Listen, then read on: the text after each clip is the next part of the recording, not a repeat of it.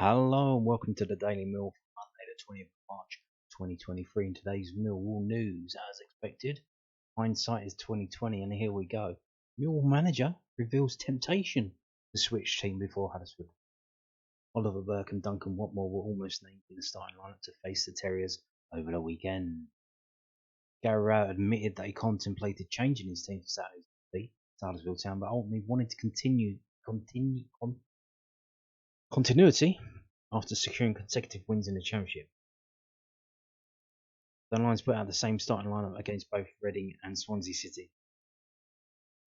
beating the former 1-0 in Berkshire and the latter 2-1 at Den. It prompted Rowett to choose the same team against the Terriers on Saturday afternoon for the third game in a row, the same team. But their run came to an end thanks to a second half strike from Danny Ward. Many supporters had expected a similar team to face Neil Warnocks men, if not an identical one, especially given Millwall's impressive form.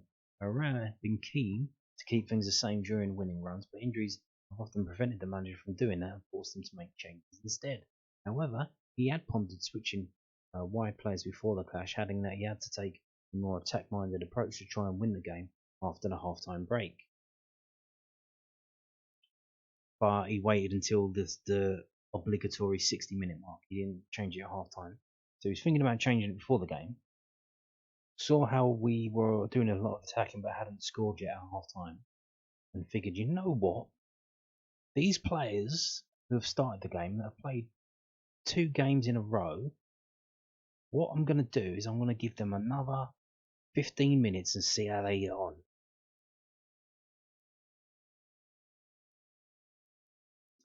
I nearly started Berkey and Watmore, he revealed. I just felt that they were probably a little bit more direct attacking players in those areas, and they were fresh. But I thought the team had done so well to go again, see if I could do it. I don't think the halves were that different. I think the halves were pretty similar. We wanted a little bit more width in the second half at times because I think everyone was cramping it up a little bit and blocking up our space. I think there were a few moments where we felt it was worth, at some point, taking a risk in putting Rom on with Zed as attacking players. The risk with that is that you can end up getting transition, you end up getting countered. But that's that type of game. It's risk and reward. Today the risk didn't work. Against Swansea at half time, the risk did work. There's no manager that's got a magic wand that can get it right every time. It's disappointing, but I think we've had enough chances and we had enough moments, and we certainly had enough of the ball. We've got to find that killer instinct when we need it around the edge of the box, and we have had it that time. Yeah, well, I've said in previous videos, we always come unstuck when you play midweek and then you play midweek Saturday, and you don't make any changes that aren't enforced. It's almost like, oh, this is my best team on paper. Okay, stop looking at your paper, have a look and see, are they a bit knackered? Are they a bit fatigued? You should just automatically make changes anyway. You literally have a squad that you're sticking to,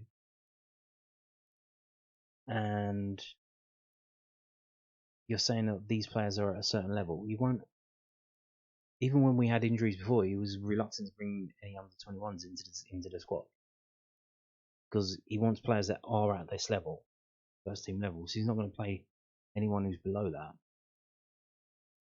Even just has a body on the bench.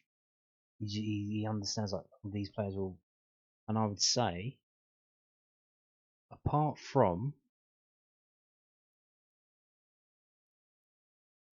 I'd say Romain Esse's probably not got any engine yet to last 90 minutes in a championship game, but he could certainly come on.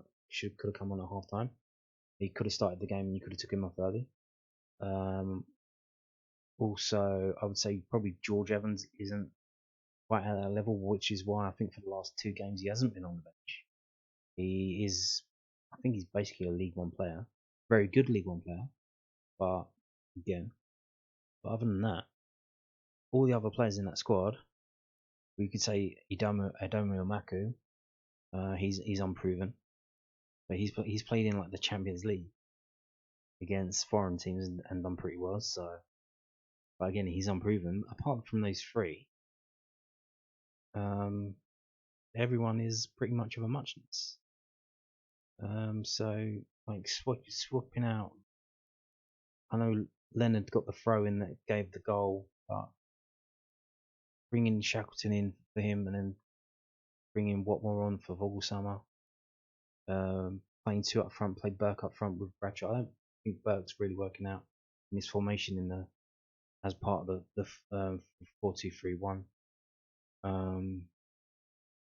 But yeah, this Rowett says this all the time after the fact. But if you were thinking of that before the game and you saw that first half of football, surely you would say, "Oh, I made a mistake here. I should have made changes. Let me bring some fresh legs on at half time in the second half." So this clearly sounds like bullshit he's making up after the fact, but what can you do? What can you do? That's just speculation on my part. Look, we're in a good position, but I mean, we're all dreaming of playoffs and that we've turned the corner. Let me suggest to you, what if we don't get in the playoffs? What if we royally screw it up? What's that going to do to Gary Rowett's reputation? He goes to great lengths to make sure things are right. Like at games, we bring three keepers with us in case one of them gets injured, so we always have a keeper on the bench.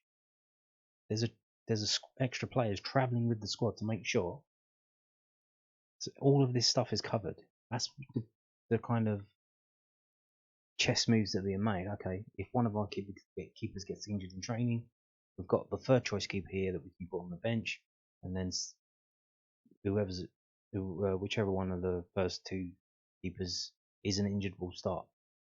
That's the kind of lengths that they're going to, because you don't want to go into a game and then you can say, well, what, just don't start.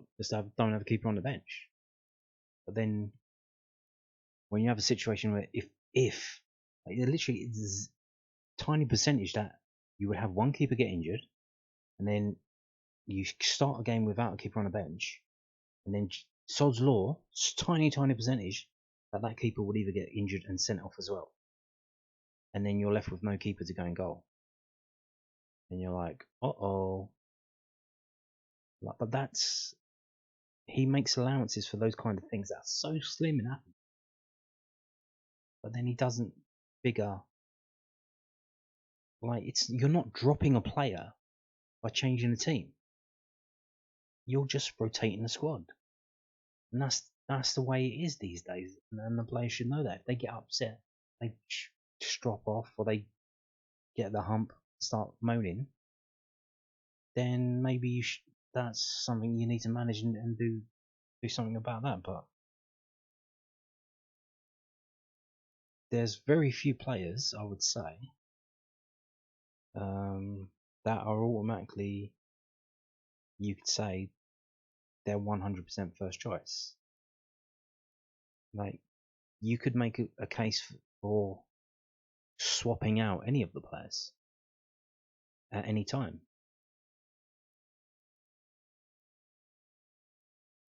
And more on that now, like, in terms of, like, and you're saying, well, Flemming and Mitchell and Bradshaw, they've got a star, haven't they? And that maybe Danny Mack, because our backup right back is Ryan Leonard. So, but what if we would have subbed off Zian Flemming for Romain Esse and played him in?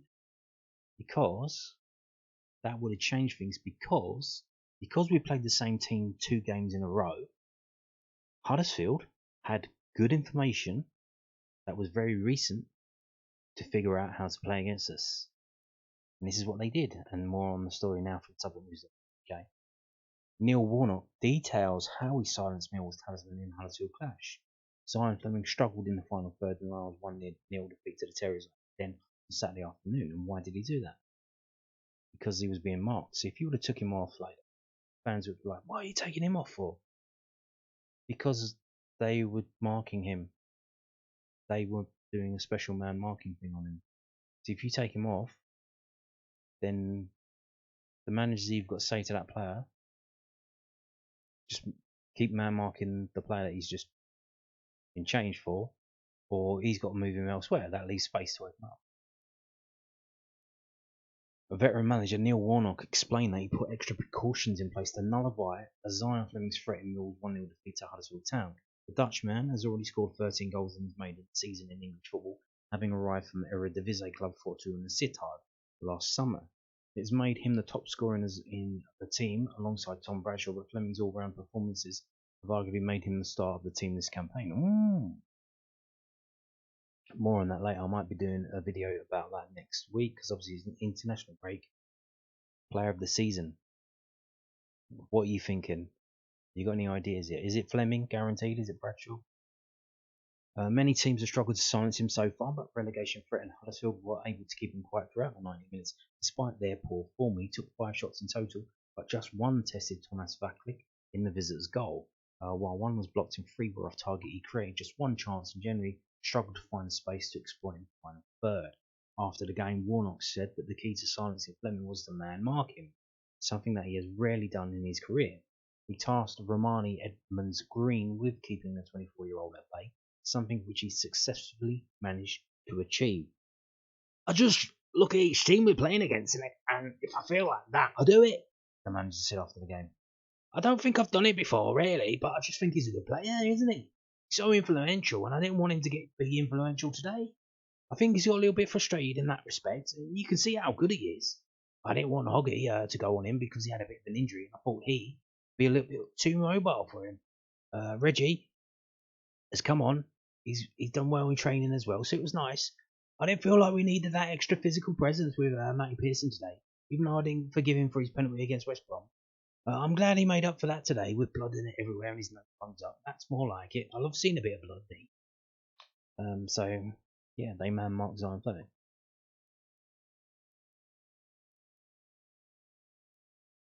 So, what, you waiting for him to figure that out and do something about that? I don't know. But here's the thing, when you play the same team 3 games in a row,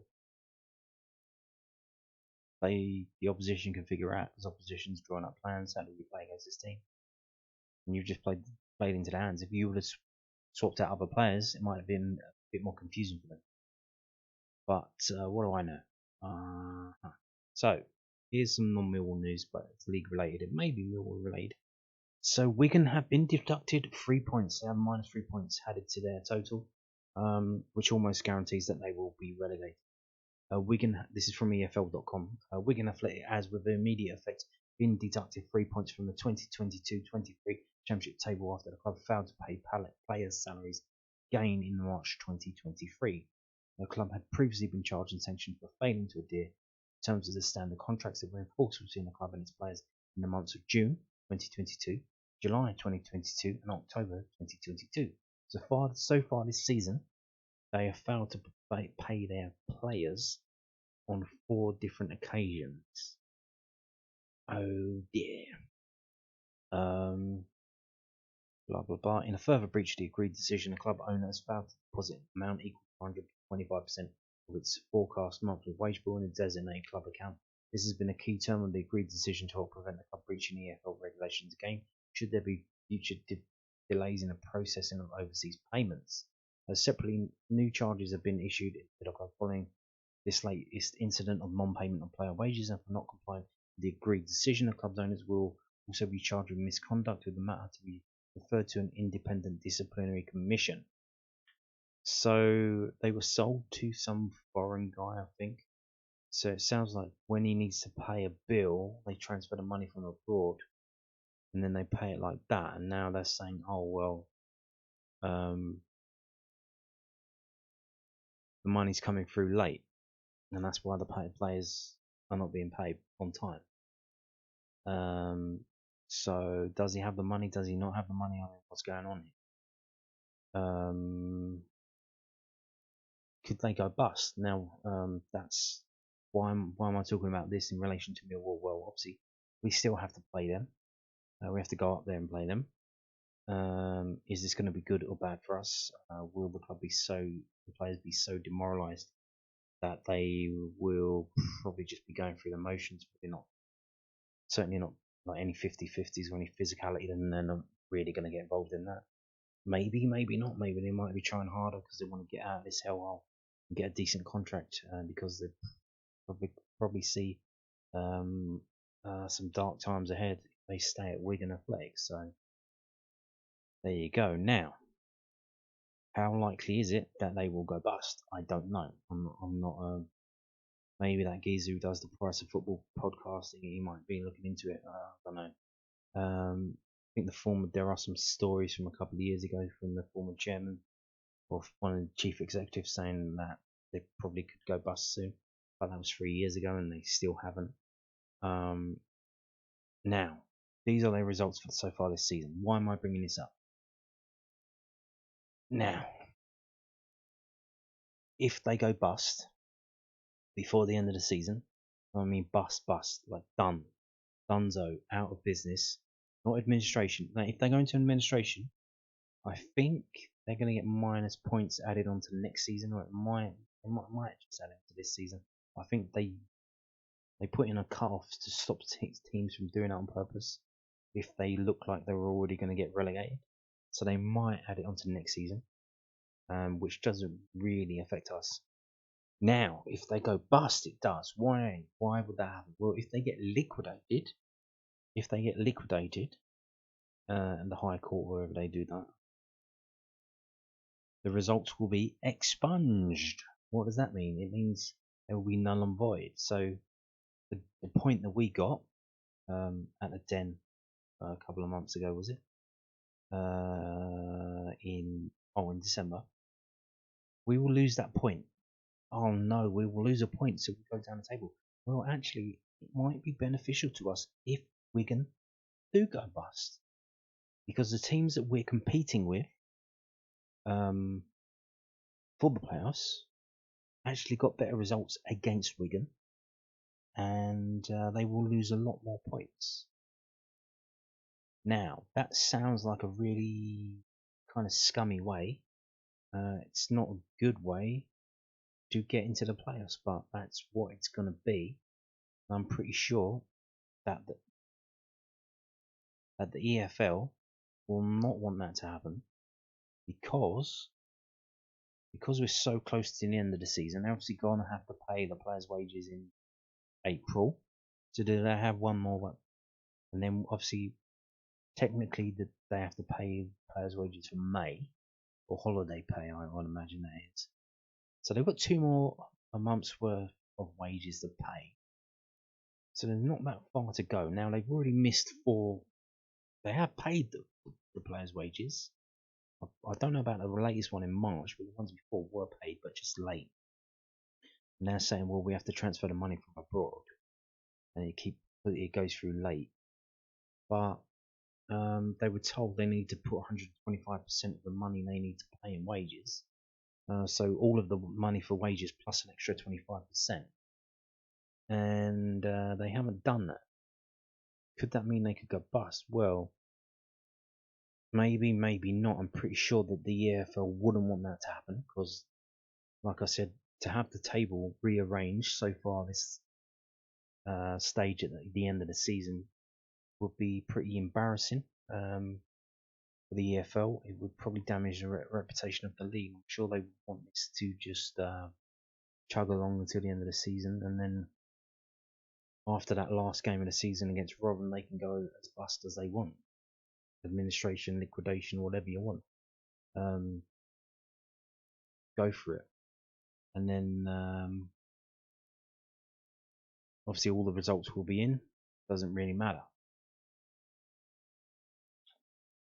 So I would imagine that the EFL could, I don't know if they'll do this, maybe the other teams have to vote on it, whether they give them a loan, which they'll probably get back from the prize money that they would give them at the end of the season. And then if they do go bust, obviously, as we saw the Elite Sports Group situation, if they do go bust, there'll be a list of creditors, and the EFL will be at the top of the list of creditors. I don't know if Wigan own any assets, if they own the ground, whatever they own. that will be taken and paid out to the people who owe money, namely the players in the EFL. So that might be a possibility, but if it isn't, then what we're looking at here is so we could see Luton lose 4 points, Norwich will only lose 2 because they drew them twice with various other teams around us. Middlesbrough have beaten 4-1 twice, so they'll lose 6 points. Yes, it's gonna be, but like I said, I don't think that's gonna happen. I'm pretty sure it's not gonna happen because I don't think they're gonna allow it to happen. But that would be a weird and kind of strange way, especially if we drop out of the playoff situation, if we drop down to 7th or 8th or 9th, and then this happens, and then the table just gets rearranged overnight like that.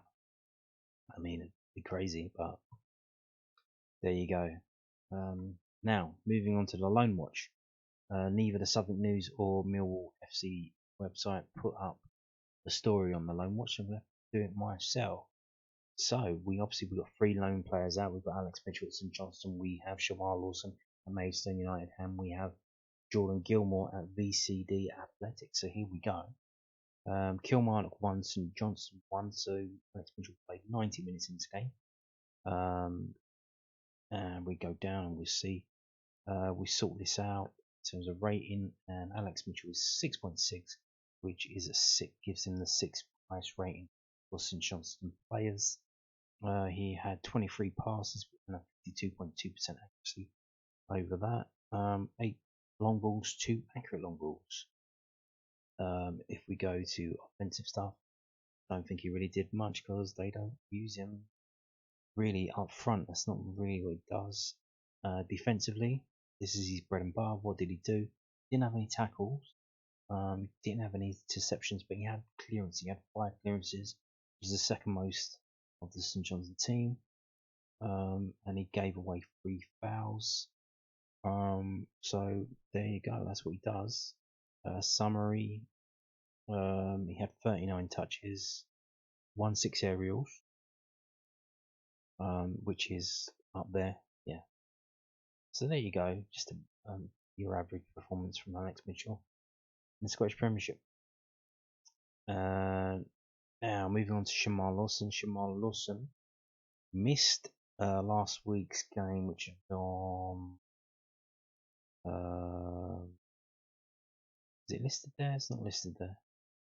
Oh, it's not listed there because he's a game. I saw it by the games he's played in. So Maidstone United played against Barnet in the FA Trophy, and they drew in 90 minutes, and it went straight to penalty shootout. He wasn't involved in that because he was suspended. He does pick up quite a few yellow cards.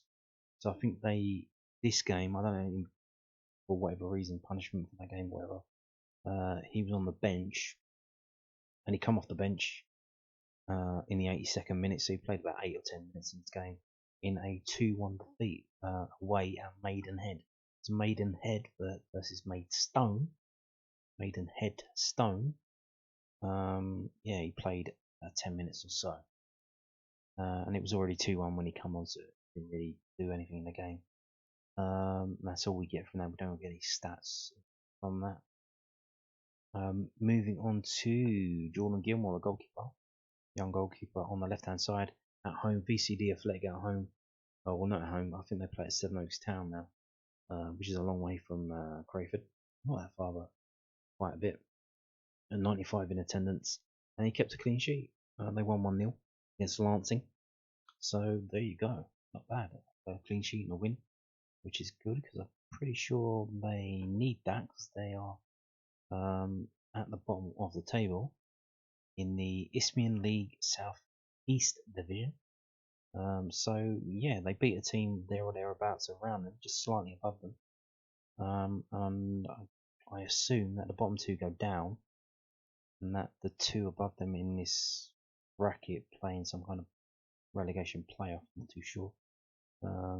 They keep changing the pyramid, so I'm not too sure. I assume that's what that line means there. They're in a relegation playoff. So yeah, there you go. And that's the Loanwatch. this week. Now, moving on, there is a under 21 game tomorrow, set to be. There's a lot of rain, so it might get called off. So do keep an eye when you wake up tomorrow morning. Colchester United under 21s versus Millwall under 21s. 2 o'clock kickoff tomorrow at Wallace Binder, which is the name of Maldon and Tiptree Stadium. It is in a stadium. You can watch it if you want.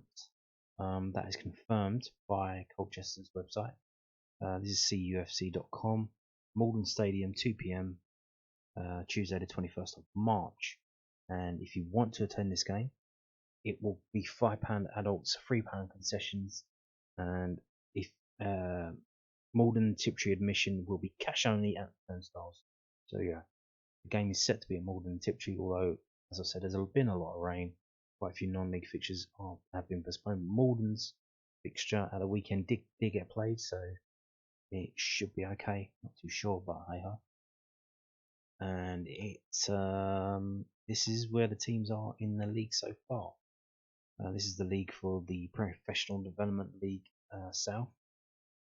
Millwall are in second now because Bristol City played today in the afternoon. They played at Charlton and they won 1-0. So Millwall played the same amount of games as Bristol, and we are now 3 points behind. So obviously we've got a massive goal difference here, and we've scored 52 goals in the league.